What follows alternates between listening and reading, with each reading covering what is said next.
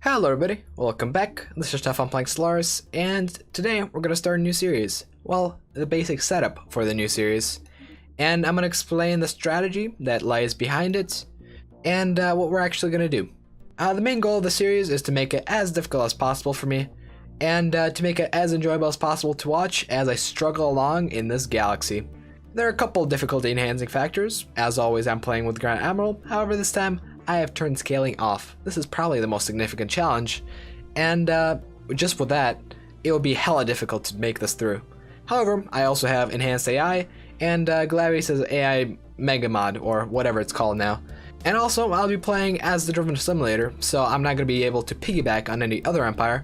This will make it hella difficult for me, because every other empire will be starting with massive bonuses to their production, up to 100% for their energy and minerals. So that means that I'm going to have to pull off a hell of a lot of strats to actually make it through this. So let's begin by covering the actual species that is going to go into this project.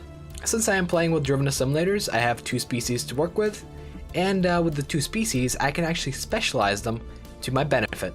So let's cover the main robotic species first. These guys will be my energy and research producers, granting a plus 10% to that production. It's nowhere near the 100% bonus every other empire gets, but I do have to compete somehow. Now, my cyborg species is going to be a little bit more interesting. A funny thing is, even though these cybernetics are really kind of machines and cannot experience happiness, they can still be solitary and decadent, and be unhappy about not having slaves, even though they physically can be unhappy. This is definitely not a planned feature, devs, please fix this. And so with these 2 extra trait points, I gave my pops Industrious, Strong, and Traditional. This way my pops get a plus 20% mineral production bonus, as well as a plus 30% army damage bonus, which is also quite nice. I'm putting Traditional on my cyborgs because I can't actually get any unity modifiers on my main robot species, and so they're going to be chilling at my unity buildings too. As for our humble beginnings, there's actually an option to turn on a random trinary system as your beginning system. I never knew this, and so this should be quite fun. This will not affect gameplay at all because resources generated in the initial system are pretty even across the board, no matter what system you spawn in. As always, the best planet type to choose is the Tundra world, since it allows you to get extra engineering and mineral deposits on your planets, and that's always quite useful. As for my government and ethics, I really only have one choice after choosing Driven Assimilator, and that's my other civic, and for that I'm choosing Unitary Cohesion to get extra unity. Traditions are actually one of the things we can possibly get ahead of the AI in, and that is because they only receive a 45% bonus to their unity production. And with Unitary Cohesion and Traditional on my cyborg species, I'm getting a plus 25% bonus, which is competitive enough, and a 20% difference is not insurmountable.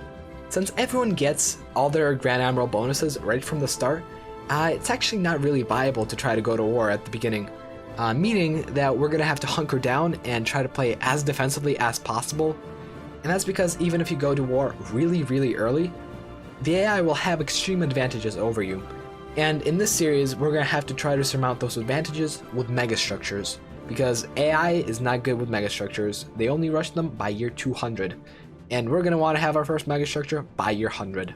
And unlike with my tall empire, we're not going to be able to declare victory right after building our first ring world, because that is not going to make that much of a difference, and that's because the AI will accumulate serious advantages over you by the time you can actually get the ring world up and running. And that is because with the advantages the AI receives, they're going to be able to snowball into a much larger empire than we can possibly expect, and their economy is going to be more than twice as capable as ours, because they'll be able to build all those stations really early, unlike our empire, which is going to really have to struggle with the mineral and energy production, at least at the beginning.